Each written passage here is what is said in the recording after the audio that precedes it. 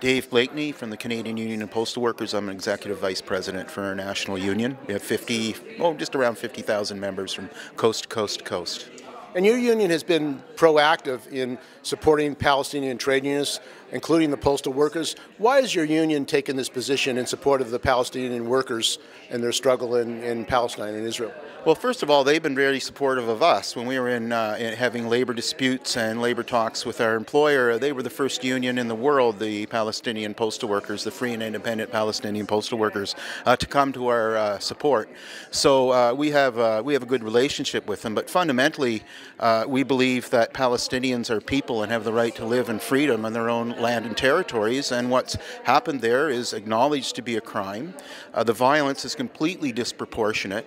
In fact, if we look at Gaza, we can even point to chemical weapons like phosphorus gas that were dropped indiscriminately on a population. This is not an equal fight. It's a colonial fight. And if we go back, I think, look at the Canadian context, we can say that historically we've played an indirect role in the creation of this travesty.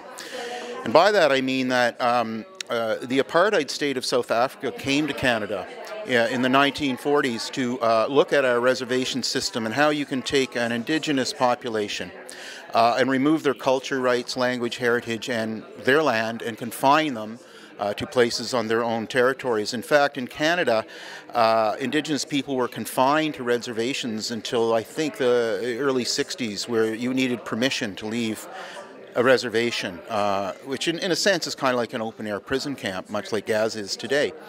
The Israelis subsequently also came to Canada to study our system of our colonial system of how you do the same thing as the South Africans. And it's interesting to note there was a very cozy relationship between the Zionist government of Israel and the apartheid government of South Africa that existed almost right up until the end of apartheid. So I think for those reasons, Canadians have an historical responsibility.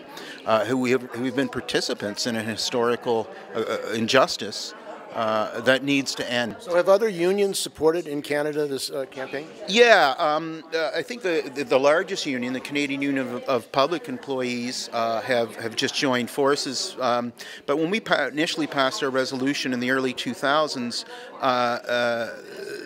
the Ontario wing of the Canadian Union of Public Employees quickly joined in. So it's been a slow haul.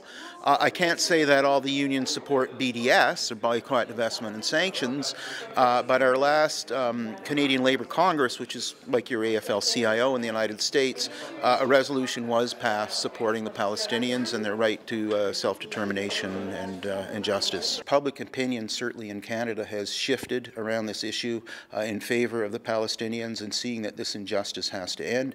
But I would also argue that I'm guessing in the United States the same is the case. So maybe it's time for governments and unions to catch up with the population.